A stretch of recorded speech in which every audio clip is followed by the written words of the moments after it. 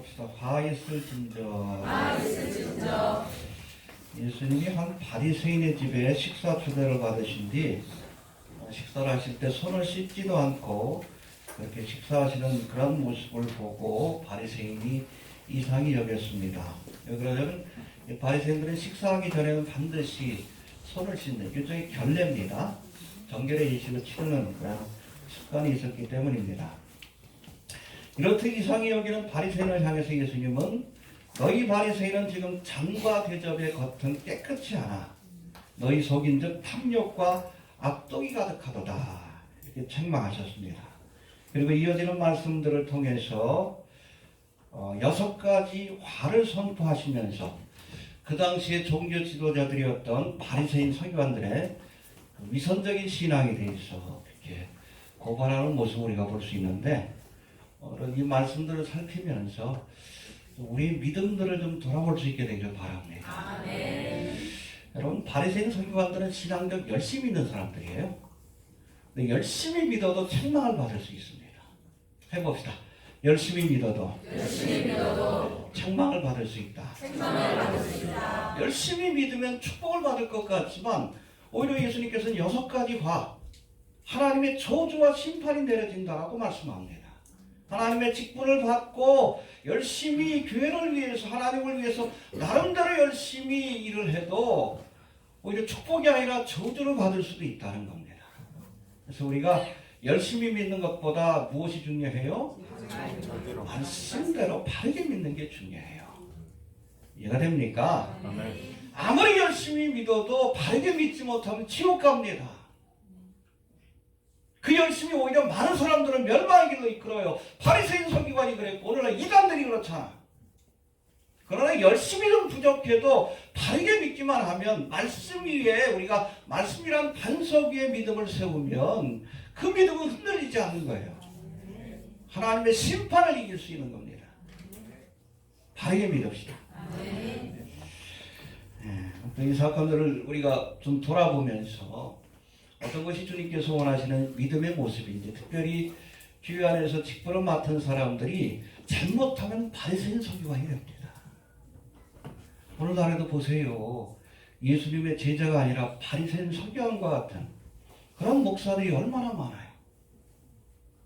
좀 돌아볼 수 있어야 합니다. 알겠습니까?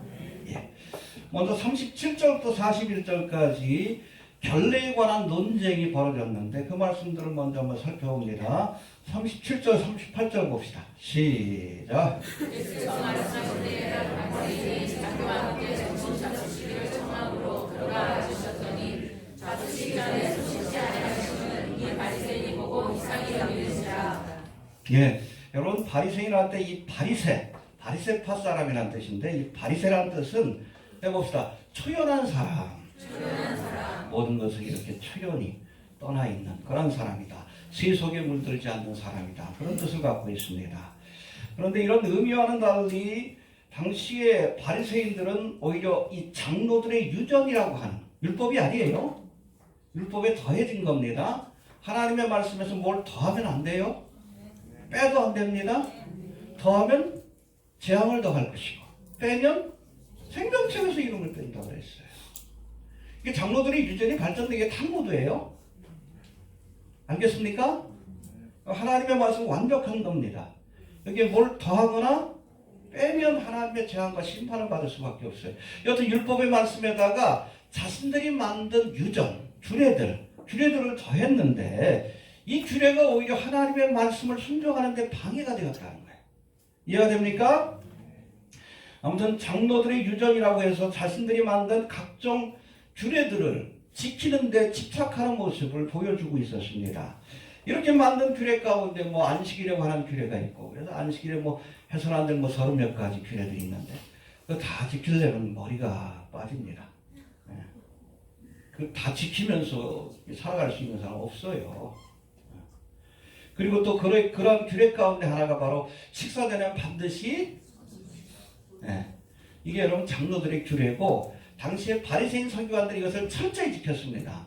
그리고 유대인들도 일반적으로 지켰어요. 이해가 되십니까? 그런데 예수님이 그것을 무시하셨거든요. 일부러 그러셨다라고 저는 봅니다. 이해가 되십니까? 오늘 본문에서는 손을 씻는다 해봅시다. 손을 씻는다. 헬라어로는 밥티조라고 돼 있는데 이 단어가 원래 무슨 뜻이죠?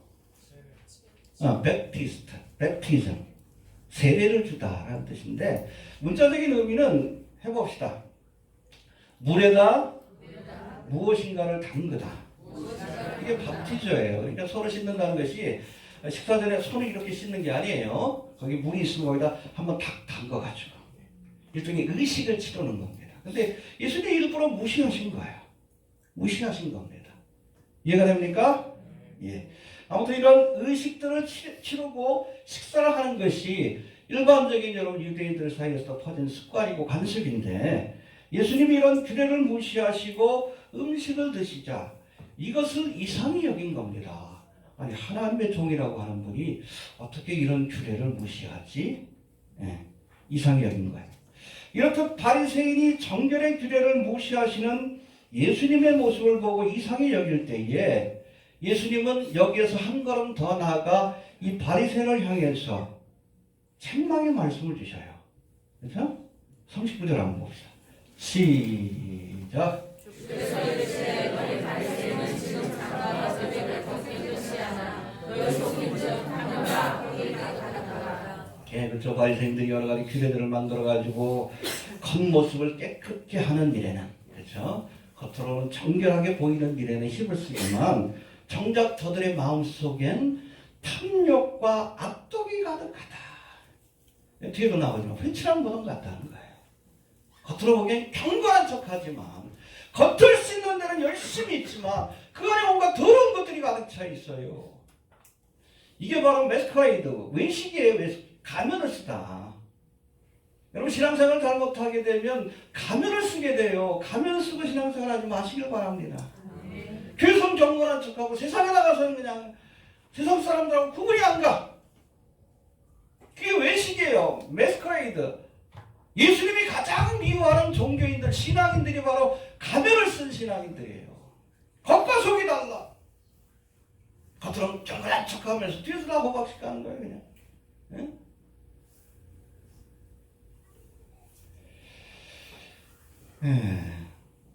아무튼 이것은 바리새인들의 위선적인 외식하는 신앙, 가면을 쓴 그런 믿음의 모습을 책망하신 건데 이런 책망은 뒤에 또 6가지 화로 그렇게 화를 선포하시는 말씀으로 구체적으로 이어지게 되는데 그것은 뒤에서 좀 살펴보도록 하겠습니다. 세 번째 이렇게 책망하시면서 예수님께서는 우리 41절 한번 봅시다. 시작.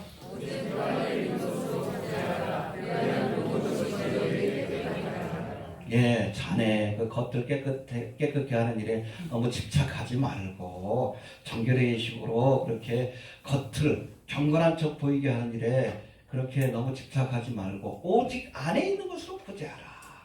할렐루야. 그리하면 너희가 깨끗게 되리라. 하나님 앞에 정결한 자를 인정받게 될 것이다. 믿습니까?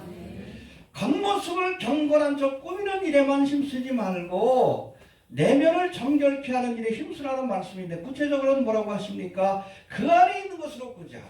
해봅시다. 그 안에 있는 것으로 구제하라. 이 말씀은 마음으로부터 우러나온 그 마음을 가지고 자선을 베풀라. 하나님의 사랑을 실천하라.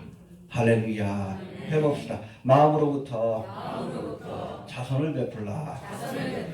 손을 불에 담그는 의식적 행위가 아니라 우리가 남을 돕고자 하는 그런 마음을 가지고 이것을 실천할 때 비로소 하나님 보시기에 경건한 사람이 될 수 있다는 겁니다.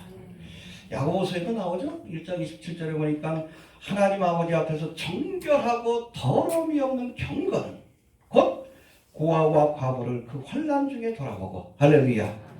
또 자기를 직접 세속에 물들지 아니하는 이것이니라. 어려운 처지에 있는 그런 이웃들을 찾아가서 돌보아주는 것, 이것이 하나님이 받으실 만한 경건이다. 믿습니까? 겉모습 경건한 척하지 말고 정말 하나님이 원하시는 경건한 모습으로 살아가라는 거예요. 알겠습니까? 네. 형식적인 결례에 매이는 자가 아니라 적극적으로 환난 중에 있는 고아와 과부를 돕는 자가 하나님 앞에서는 정결하고 더러움이 없는 경건을 가진 자라고 이렇게 평가하고 계십니다. 이제는 우리 42절부터 이처럼 외식한 메스커레이드, 겉모습에만 신경 쓰는 이 바리새인 서기관들을 책망하시면서 저들에게 선포하신 6가지 화에 대해서 우리가 구체적으로 살펴보면서 우리의 믿음을 돌아봅시다. 믿음 생활 오래 하다 보면 자칫 잘못하면 바리새인 서기관이 될 수가 있어요. 율법주의자가 될 수 있습니다. 늘 다윗처럼 어린아이와 같은 믿음을 유지해야 되는데 형식적인 규례에 매여가지고 목에 힘이 들어가고 거룩한 척하고 믿음의 나메라시오. 경건해 보입니까? 놀라셨어요? 이게 메스커레이드예요. 가면서는 겁니다. 자연스러워야지. 아무튼 6가지 화를 선포하시는데 흥미롭죠. 우리가 산상수훈, 마태복음 5장, 6장, 7장은 산상수훈, 예수님의 교훈을 다 요약한 것이다라고 얘기를 하는데 산상수훈의 첫 번째가 어떻게 시작됩니까? 심령이 가난한 자는 복이 있나니 천국이 저희 것이며 애통하는 자는 복이 있나니 저희가 위로를 받을 것이며 온유한 자는 복이 있나니 저희가 땅을 기업으로 얻을 것이며 아무튼 8복이 나와요. 거기서는 8가지 복에 대해서 말씀하는데 이렇게 살아가는 자에게 복이 있다. 할렐루야. 근데 오늘 본문에서는 6가지 화에 대해서 말씀합니다. 여러분 믿음 생활을 하나님의 말씀과 뜻을 따라서 잘하는 자에게는 8복의 축복이 주어집니다. 천국을 얻게 되고 할렐루야. 하나님의 나라를 얻게 되고 믿습니까? 의의 자녀로서 인정받게 되고 그러나 여러분 교회를 다니고 믿음 생활을 해도 바리새인 서기관처럼 하면 축복이 아니라 저주를 받아요. 오, 화로다. 그런 사람들에게 재앙이 임합니다. 잘못 믿으면 심판받습니다. 일반인보다 더 큰 심판을 받을 수 있어요. 잘 믿읍시다. 아무튼 마태복음에서는 8복을 그리고 오늘 누가복음 11장에서는 6가지 화에 대해서 이 2가지를 비교해서 같이 볼 수 있어야 합니다. 알겠습니까? 모세가 여러분 이제 40년간의 광야 사역을 마치고 이제 하나님의 부르심을 받기 전에 마지막 설교를 한 것이 바로 신명기인데 신명기 28장에 바로 그런 말씀이 있어요. 너희가 이제 얼마 있으면 가나안 땅에 들어갈 터인데 가나안 땅에 들어간다고 다 복을 받는 게 아니다. 해봅시다. 가나안 땅에 들어간다고 다 복을 받는 게 아니다. 교회 나왔다고 다 복을 받는 게 아니에요. 예수 믿는다고 다 복을 받는 게 아니에요. 복 받을 짓을 해야지. 그래서 뭐라고 합니까? 너희가 하나님 주신 명령의 말씀을 즐겨 순종하면 들어가도 나가도 복을 받고 머리 되되 꼬리 되지 않고 대적들이 한 길로 와도 7길로 쫓겨갈 것이고 할렐루야. 떡반죽 그릇이 복을 받고 너희 자녀들이 복을 받고 또 토지와 소산들이 복을 받고 많이 들어보셨죠? 헌금기도 그렇게 봤어요. 그건 앞부분이고 뒷부분에는 저주에 관한 말씀이에요. 그리심산의 축복과 에발산의 저주. 그러나 너희가 비록 가나안 땅에 들어간다 할지라도 하나님의 명령에 불순종하는 삶을 살게 되면 들어가도 나가도 저주를 받고 꼴이 되든 머리 되지 못할 것이고 너희가 적들 앞에서 7길로 쫓겨가게 될 것이고 자식들이 저주를 받고 심는 것마다 다 흉작이 될 것이고 2가지 말씀 우리가 다 봐야 돼요. 잘못 믿으면 가나안 땅에 들어가서도 하나님의 말씀에 순종하지 않으면 저주를 받아요. 다른 민족보다 더 큰 저주를 받게 되는 거예요. 왜? 하나님의 백성이기 때문에 그래요. 축복받는 삶을 사시길 바랍니다. 복 있는 사람이 돼야지. 하나님의 재앙과 심판을 받는 바리새인 서기관 같은 사람이 되어서는 안 된다는 거예요.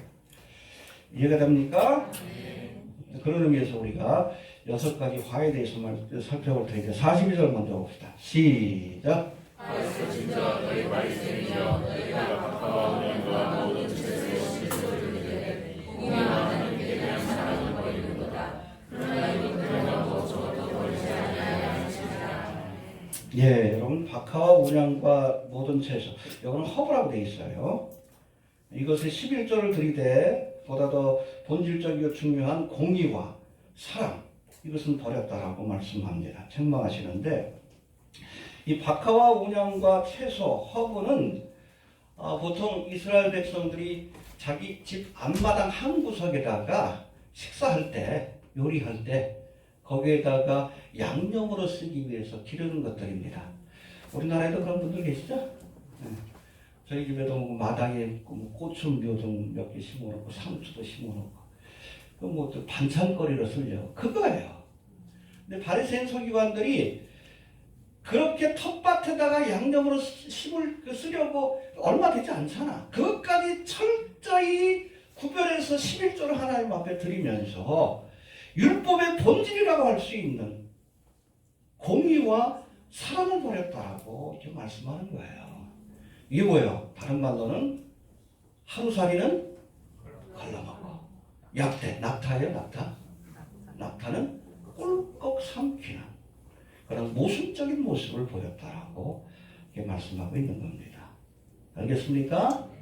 그래서 특별히 저들이 공의와 사랑을 버렸다라고 말씀하는데, 여러분, 하나님은 공의 하나님이십니다. 그리고 하나님은 사랑의 하나님이십니다. 이 두 가지를 우리가 다 알아야 되고, 우리가 공의와 사랑의 성품을 이 땅에서 실천할 수 있어야 합니다. 알겠습니까? 여기 공의는 헬라어로는 크리시스라고 하는데, 원래는 영어로는 저지먼트라고 되어 있어요. 재판에서 내리는 판결을 의미합니다. 바리새인 서기관들처럼 이 사람들은 권력자입니다. 종교적인 권력을 가진 사람이고, 신정국가니까 세속적인 권력까지 함께 갖고 있는 그런 사람들이라고 보면 됩니다. 그러니까 판결을 내릴 때가 많잖아. 그런데 그 판결을 굳게 할 때가 많다는 거예요. 자기가 아는 사람에게는 대충 용서해줘. 그렇지 않은 사람들에게는 엄하게 판결을 내리고, 억울하게 판결을 내리고, 유전? 무전? 그렇죠. 자꾸 검찰개혁 얘기하는 게 그거 아니야. 지네들 마음에 안 들면 죽이려고 그러고. 또 자기 편이라고 생각하면 그냥 조사도 안 하고. 여러분, 공의를 실현해야 합니다. 우리 그리스도인들. 공법을 물같이 정의를 가수와 같이. 아모스가 공의의 선지자인데, 그 당시에 아모스가 활동하던 당시가 바로 이스라엘이 그렇게 타락했던 거예요. 권세자들이 가난한 자들을 착취하고 억압하고 재판을 굳게 하고, 그러면서 하나님한테 헌금 들고 11조 했다고 좋아하고. 아니요, 하나님 받지 않는다는 거예요. 공법을 물고 같이 정의를 하수와 같이 하나님의 의를 실현해라. 그래야 합니다. 거기에는 관심이 없었다며 바리새인들이. 또 두 번째, 사랑은 헬라어로 아가페라고 되어 있는데, 이 아가페는 일방적인 사랑이고 하나님의 사랑을 의미합니다. 여러분, 조건 없는 사랑으로 우리도 이웃을 사랑할 수 있어야 한다. 알겠습니까? 그러니까 하나님의 공의를 실현하고 사랑을 베푸는 일에 힘을 써야 한다. 이게 율법과 선지자의 강령입니다. 가장 중요한 교훈이에요. 그걸 외면하고 그냥 이게 손을 이렇게 정결폐하고 11조 하지 말라는 건 아니지. 이것도 하고 저것도 해야 된다. 철저히 11조를 구별하여 드린 것이 잘못된 게 아니요. 그렇게 작은 것에는 그렇게 신경을 쓰면서 왜 보다 더 중요한 율법의 가장 중심적인 그 교훈이라 할 수 있는 공의와 사랑을 외면하느냐. 증명하는 거예요. 이것도 행하고 저것도 버리지 말아야 합니다. 알겠습니까? 그럴 수 있게 되길 바랍니다. 네. 또 두 번째, 43절 한번 봅시다. 시작.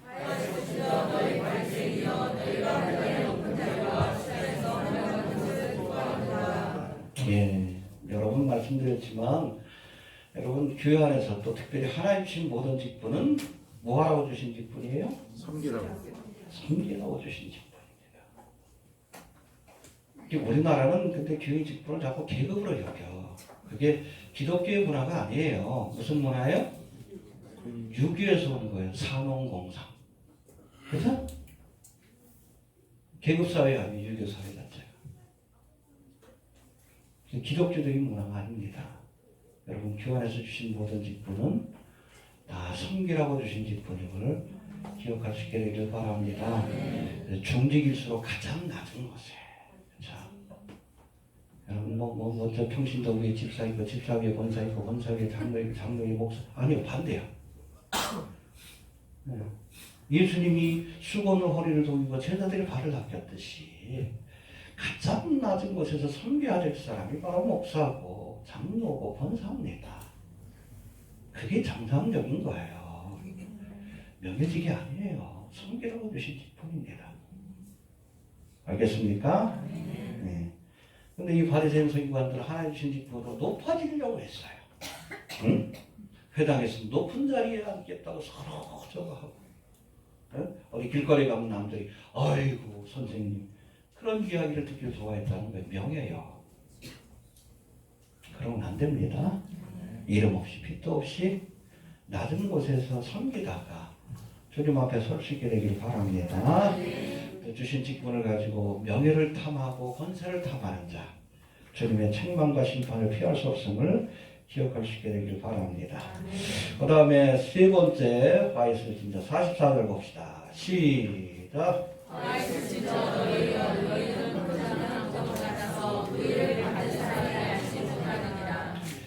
이 평토자는 무덤이란 원래 무덤은 무덤 표식을 해놔야 합니다. 그래야 사람들이 피해갈 수 있어요. 유대인의 결례 가운데도 여러분 자기가 모르고라도 시체 아니면 무덤을 만지면은 뭐 제사를 못 드린다든지 안식일에 참여 못한다든지 그런 일들이 있기 때문에 반드시 무덤은 무덤이라고 알 수 있는 표식을 해놔야 돼. 이게 봉분을 세우든지 아니면 피석을 세우든지. 근데 평토장한 무덤은 그냥 여러분 땅에다 심어놓고 아무런 표식도 해놓지 않은 거예요. 그러니까 사람들이 모르고서 그냥 지나가는 거예요. 회칠한 무덤하고 같은 거예요. 겉으로 보기에는 뭐 아무것도 아닌 것 같은데 경건한 척 보이는데 그 안에는 뭐가 있어요? 그렇죠. 구데기가 우글거리고 냄새가 나. 땅을 조금만 파보기만 해도. 이 바리새인들이 그러니까 겉으로는 경건한 척했지만 그 내면에 온갖 탐심과 욕심으로 썩고 부패한 냄새를 풍기는 그런 모습을 주님께서 책망하신 겁니다. 여러분 경건한 척하지 마시고 경건해야 합니다. 경건한 척하는 사람한테 속지 마세요. 이해됩니까? 네. 우리 한국교회 대표하는 목사 가운데 특별히 명성교회 김사환 목사는 초창기부터 서민적인 목사로 유명했어요. 박서기 목사는 엘리트 목사로 유명했고. 근데 그런 줄 알았지. 근데 보니까 얼마 전에 비자금이 1,000억 원이요.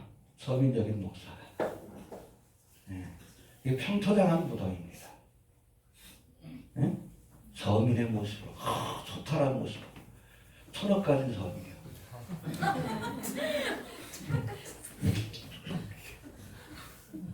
평토장한 무덤입니다. 장경동 목사도 꽤 유명한 강사죠. 굉장히 서민적이잖아요. 전국에 그렇게 사놓은 땅들이 많대. 감당 못할 정도. 기독자회당의 조직위원장입니다. 요즘 정치적인 발언하는 배경이 있어요. 이제 세상 건설 하겠다는 거지. 겉모습에 속지 맙시다. 정동수 목사도 얼마나 엘리트하고 또 마지막 때를 알리는 사역자라고. 그럼 그냥 주인들 불러다가 그냥 건축까지 했는데 이제 번듯한 교회 세워놓고 나서 다른 욕심부리냐? 이제 정치하겠다고. 겉모습에 속지 맙시다. 저는 사실은 또 특별한 예식이 아니면 구별된 옷을 입는 것이 성경적이지 않습니다. 예수님 당시에 구별된 옷은 누가 입었어요? 바리새인 서기관들. 여러분 개신교의 전통은 로마 카톨릭하고 달라요. 그냥 일반적인 옷을 입고 설교하는 게 맞아요. 이게 맞습니다. 물론 예식을 행할 때는 우리가 세례 예식이나 아니면 성찬식 같은 경우에는 예복을 입어야죠. 주례를 해야 되니까. 평상시에는 이렇게 구별되지 않는 옷을 입는 것이 맞습니다. 그래서 늘 얘기합니다. 겉모습에 속지 마시고 경건한 척하는 것과 하나님 앞에 진실되게 경건한 것이 무엇인가. 성도들도 분별할 수 있어야 돼요. 믿으면 아멘 하시오.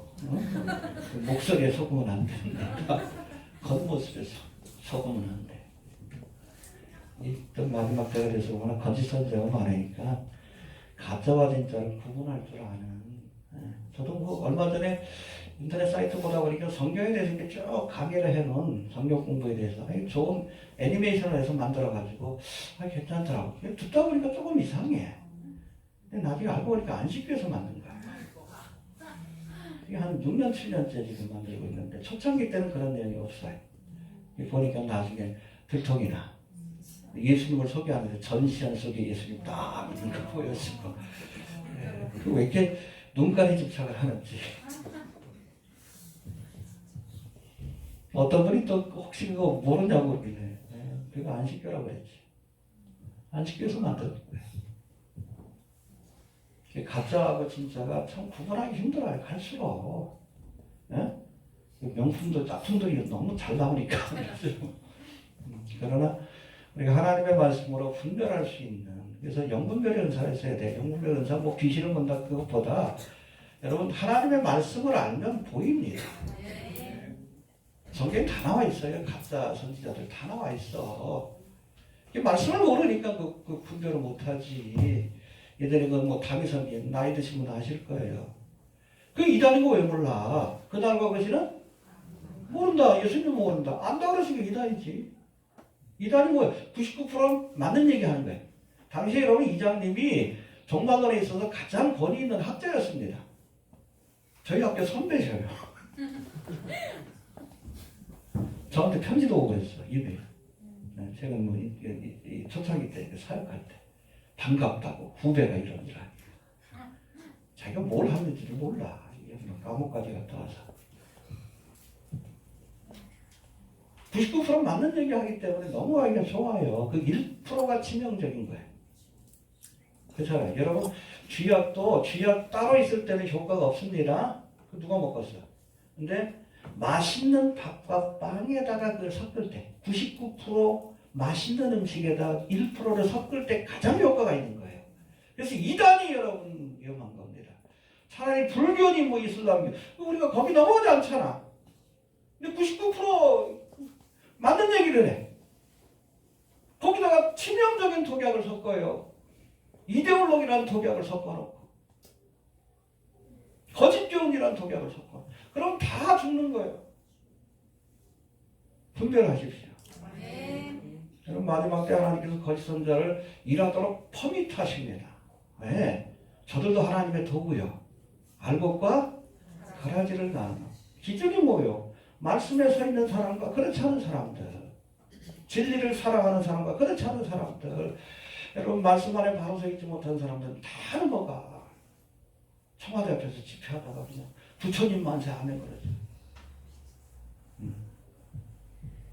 근데 분별이 없어도 그렇게 분별이 없는 거야.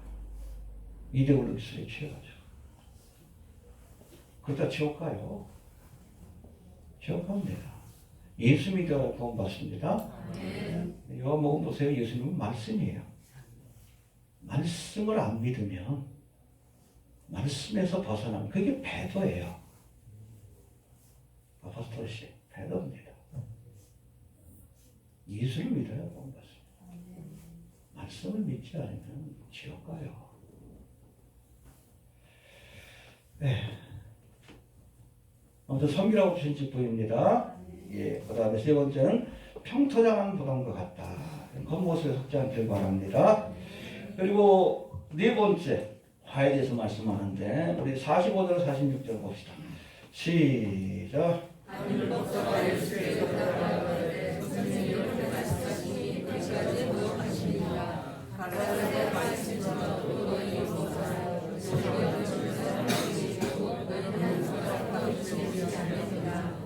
예, 44절까지는 위선적인 바리새인에게 주신 말씀이에요. 십사 초대했던 사람에게 주신 그런 화에 대한 말씀 세 가지인데 46절부터는 이렇게 바리새인이 비판받는 모습을 보고 옆에 있던 아마 같이 초대를 받았던 서기관 같아.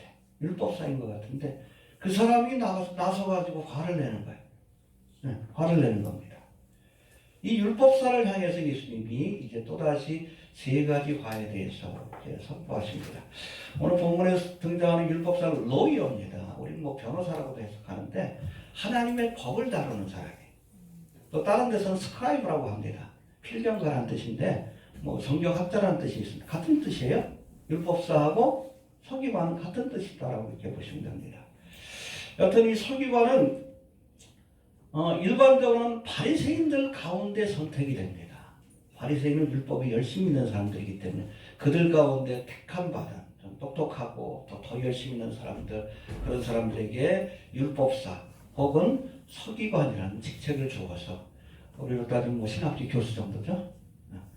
이제 백성들에게 하나님의 말씀을 가르칠 수 있는 또 성경을 해석할 수 있는 권위를 부여하게 되는데 이 서기관을 향해서도 주님께서 화를 선포하십니다.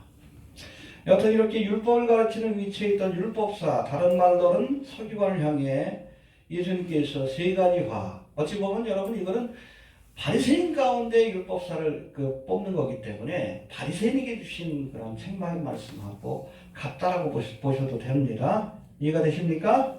예. 그래서 네 번째 이 바리새인에게 주신 말씀 46절 한번 다시 봅시다. 시작.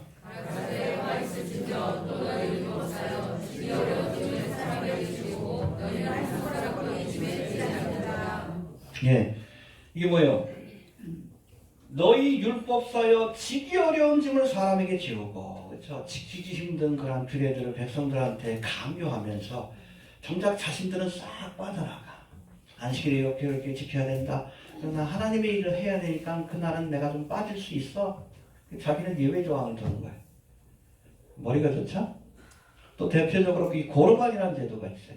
이 고르반은 원래 레위기 1장에 나오는 하나님 앞에 구별하여 드리는 예물이라는 뜻이 있습니다. 해봅시다. 하나님께 구별하여 드리는 예물.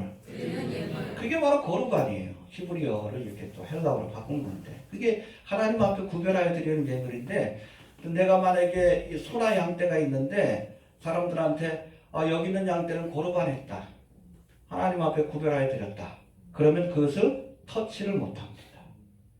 그러니까 이 사람들이 어떻게 요령을 피웠는가 하면 10계명에 여러분 그 5번째 계명이 뭐예요? 내 부모를 공경하라. 자식된 놀이를 다 해야 돼요. 부양할 책임이 있습니다. 그런데 그 부양할 책임을 싹 빠져나가려고 자기 재산을 하나님 앞에 다 고르반했다 선언하는 거예요. 얍삽하죠? 여러분 율법사가 영어로는 뭐라고요? 로이어. 변호사들이죠. 악독 변호사들이 어떻게 법을 이용해서 돈망을 빠져나가자. 그런 행위들을 했다는 거예요. 당시의 율법사들이. 하나님의 율법을 안다는 건 이 전문적인 지식을 이용해 가지고 정작 자신들은 그 집을 짓지 않으려고 싹 빠져나가는 거예요. 고르반. 야, 하나님의 법을 순종할 대상으로 여긴 것이 아니라 이용할 대상으로 여겼다는 거예요. 해봅시다. 하나님의 말씀을 이용했다. 그런 사람들이 있어요. 여러분 우리가 주님의 말씀을 대할 때는 말씀을 이용하기 위해서 말씀을 보면 안 됩니다. 주여 말씀 없어서 주의 종이 듣겠나이다. 내 눈을 열어 주의 법에 귀한 것을 보게 하소서. 내가 순종하겠나이다. 사무엘이 그랬듯이 여러분 주님의 말씀을 이용하려고 하는 자 하나님의 재앙과 심판이 있습니다. 여러분 고래로 여러분 이단들은 다 신학자들 가운데서 나왔어요. 말씀을 이용해서 자기의 이익을 챙기고 말씀을 이용해서 싹 빠져나가고 어린아이 같아야죠. 순수해야 합니다. 그런 자에게는 하나님의 심판이 있습니다. 알겠습니까? 예. 그 다음에 5번째 우리 47절 48절 봅시다. 시작.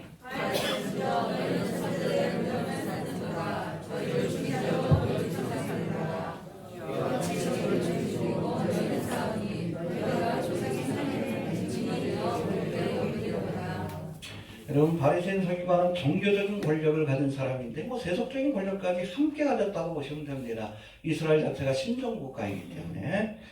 그런데 이스라엘 역사를 보면 이런 종교적 권력을 가진 사람들이 하나님이 보내신 선자를 핍박하고 죽이는 일에 앞장을 서갔다는 겁니다.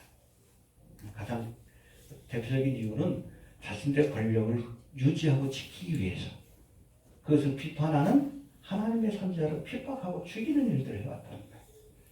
51절에서는 구체적으로 그 일대로 아벨과 사가랴 선자를 드는데 51절 한번 봅시다.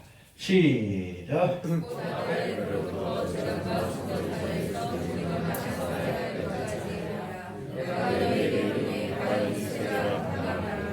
예, 여기 보니까 아벨에 관해서 말씀하는데 아벨과 가인이 하나님 앞에 같이 제사를 드렸어요. 근데 아벨은 뭐로 제사를 드립니까? 양의 첫 새끼. 제사의 의미를 아는 거예요. 여러분 왜 우리가 하나님 앞에 제사를 드립니까? 구약에서 죄사함을 받기 위한 거예요. 피 있는 제사를 드려야 돼요. 이해됩니까? 하나님의 뜻을 따라서 제사를 드렸어요. 그러니까 아벨의 뜻을 하나님이 연락하셨다. 기쁘게 받으셨다. 할렐루야. 제사의 의미를 알고 주님의 뜻을 따라서 드렸기 때문에. 근데 가인의 제사는 하나님이 받지 않으셨습니다. 똑같이 둘 다 제사장이었어. 응? 근데 가인의 제사는 받지 않았어요. 왜? 땅의 소산을 가지고 그냥 드렸어요. 물론 뭐 소재가 있긴 하지만 그때는 먼저 여러분 희생의 제사를 드려야 되는 거예요. 제사의 의미도 모르고 드린 것이고 이렇게 하면 하나님이 기뻐할 것이다. 나름대로의 신앙이에요. 나름대로. 믿어도 나름대로 믿으면 안 돼요. 말씀대로 믿어야지. 하나님이 연락지 않지. 거절하는 거예요. 그렇게 거절당했으면 자신을 돌아보고 회개해야 될 터인데 그 화살을 누구에게 돌립니까? 아벨에게. 왜 나는 안 받으시고 쟤는 받았어요. 시기 질투하는 마음에. 그렇게 동생을 쳐주게 되죠. 같은 제사장이 같은 제사장을 죽인 거예요. 응? 신실하지 못한 제사장이 참된 제사장을 죽인 거예요. 그런가 하면 사가랴의 사건, 사가랴 선지자, 이건 역대하 24장에 나오는 사건인데 역사적으로 보면 이 북이스라엘에서 이세벨이 그렇게 처단을 당하고 뭐 이세벨의 후예들이 또 바알과 아세라를 숭배하는 사람들이 이렇게 처단을 당하니까 남유다에 이 이세벨의 딸이었던 아달랴가 또 왕후의 자리에 있었는데 자기 자리도 위험해지니까 다윗의 후손들, 자기 손자들 다 죽여버리고 그 스스로 왕후가 됩니다. 왕이 돼요. 그때 여호야다라고 하는 제사장이 그 왕자들 가운데 요시야를 숨겨두었다가 7년 뒤인가요? 아무튼 이 아달랴를 처단하고 요시야를 왕으로 세우게 됩니다. 할렐루야. 여호야다는 어찌 보면 요시야 왕의 후견인이에요. 그래서 이 여호야다 제사장이 있을 동안에는 요시야 왕이 하나님의 뜻을 따라 순종했어요. 근데 여호야다가 130세에 세상을 떠나고 나서는 그때부터는 자기 마음대로 행하고 우상을 숭배하고 그럽니다. 그러니까 여호야다의 아들이었던 제사장이 동시에 선지자입니다. 스가랴, 사가랴라고 되어 있는데 스가랴가 성전에서 그 죄를 책망해요. 너희가 어떻게 이럴 수 있느냐? 어떻게 하나님을 버리고 우상을 섬길 수 있느냐? 그때 요시야 왕이 명령을 내려가지고 그 주변의 사람들로 하여금 이 사가랴를 쳐 죽이도록 합니다. 쳐 죽이도록 합니다. 제단과 성전 사이에서 그 피가 흐른 거예요.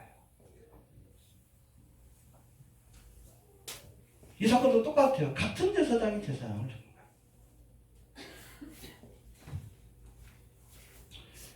사실 여러분 이 말씀을 해주신 예수님도 결국에는 누구에 의해서 죽습니까? 당시에 종교 지도자들, 바리새인 서기관, 제사 이리끼리 다 합쳐가지고.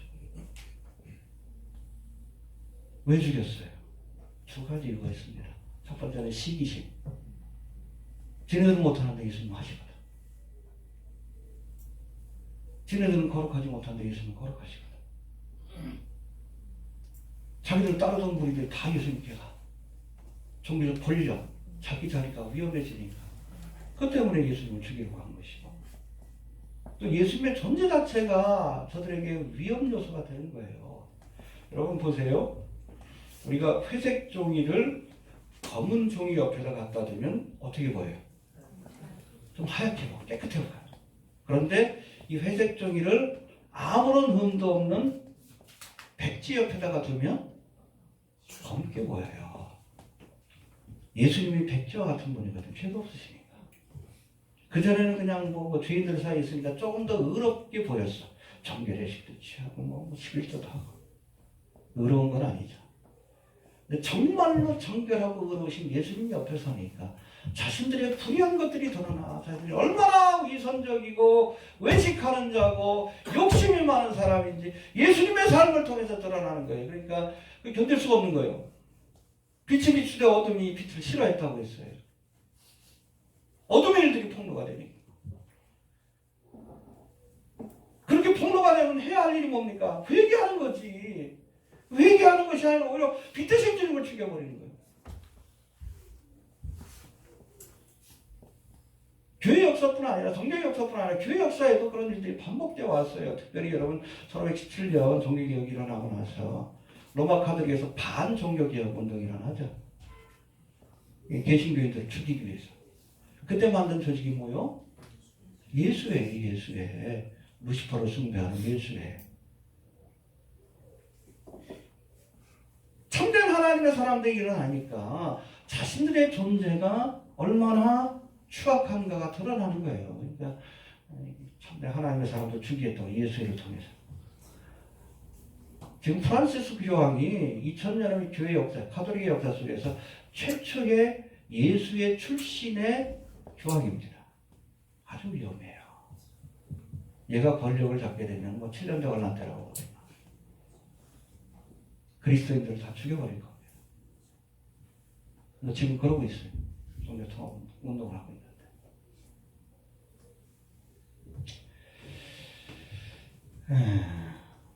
오늘날에도 거짓된 사역자가 참된 하나님의 사역자를 핍박합니다. 왜? 그 존재 자체가 자신들에게 위협이 되기 때문에 그래요. 시기하고 질투하다가 나중에 핍박하고 죽이려고 합니다. 존재 자체가.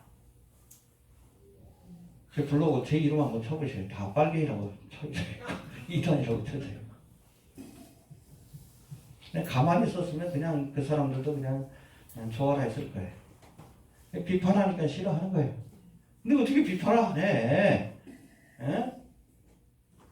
부처님 만세 그러는데 어떻게 비판을 안 해? 청와대 뭐 광역교회라고 하는 곳에서.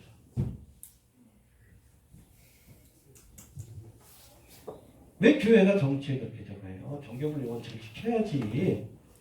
바른 말 하니까 싫은 거예요. 재미난 게 뭐냐면 이 사람들이 열심히 김진태 밀어줄 때 죽이시 나갈 때 근데 김진태가 저리 가서 이러고 있어. 김진태가 저를 도와줘요. 그 다음 또 황교안을 열심히 밀고 있을 때 또 조계사 가서 전도사라고 밀어줘. 또 이번에 정가훈이 열심히 밀어주는데 우리가 중도를 세우다가 할렐루야 아미타고 또 이번에 또 여중까지 세웠대. 예? 뭐 하나님 만세! 살아계신 부처님 만세! 또 아멘 하대. 정가훈이 저를 또 도와줘요. 사람 믿지 말라는 얘기 하는 거예요. 본질이 아니에요. 정치꾼들입니다. 아주 정치꾼을 가지고 권력에 대한 욕망을 채우려고 하는 싹분들이에요. 딱 봐도 모릅니까? 당연히 비판해야지. 정동순이, 정가훈이, 장경동이니 쓰레기들 아니에요, 쓰레기들. 그것도 몰라요. 비판하니까 싫은 거예요. 근데 자꾸 빨갱이란 딱지 쓰고 그런 거예요. 그때 되면 예수님도 빨갱이지. 저들의 기준입니다.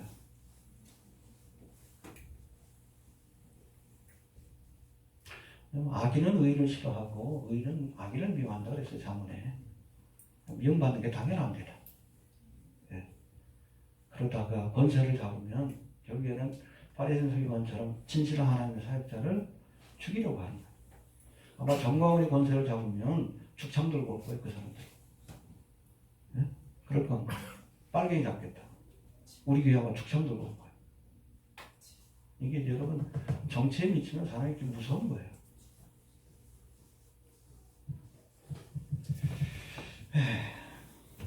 깨어납시다. 네. 마지막으로 우리 52절 봅시다. 시작.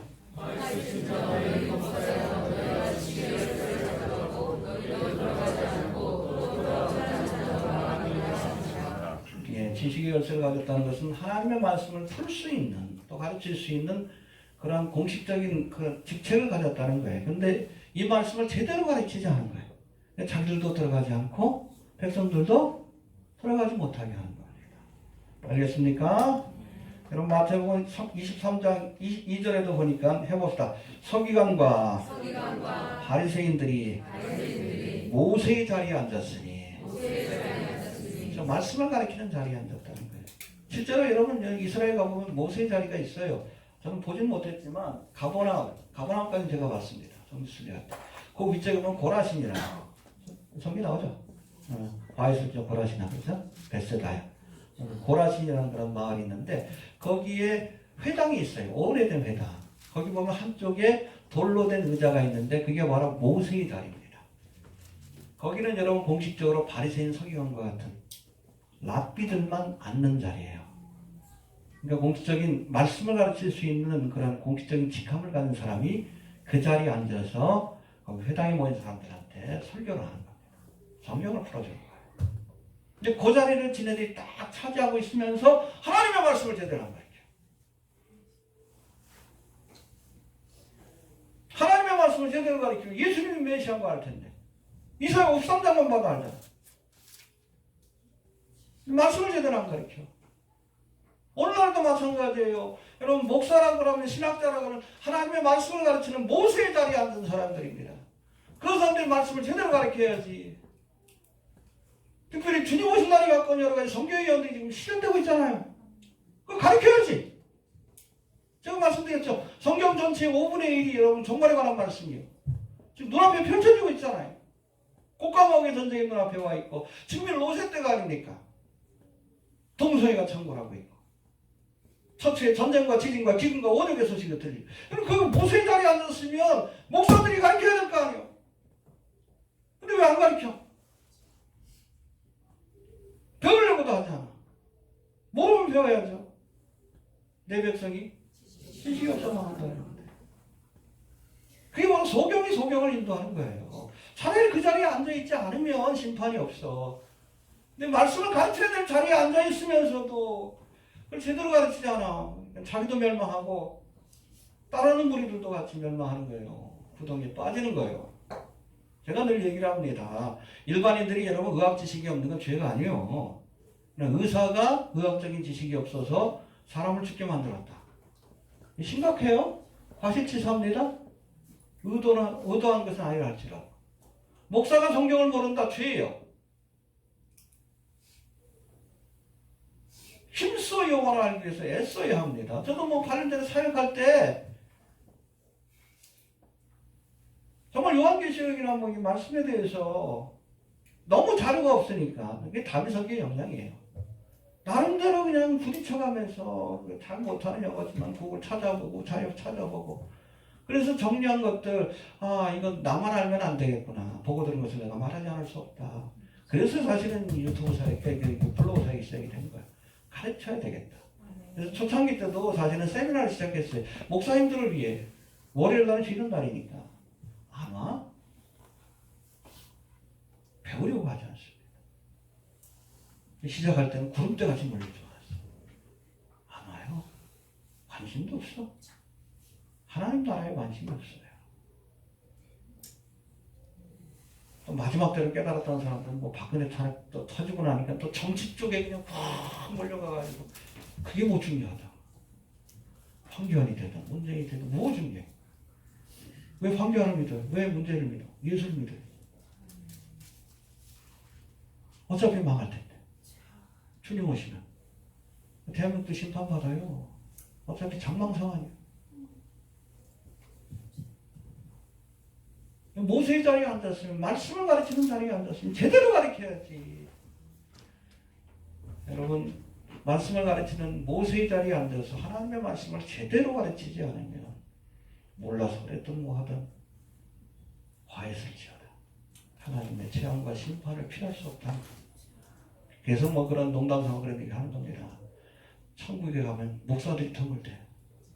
이 목사들이 오면 예수님 발 벗고 내려오셔서 안아주셔요. 하도 신기해가지고. 이렇게 많이 맡은 자에게 많은 것을 구하는 거예요.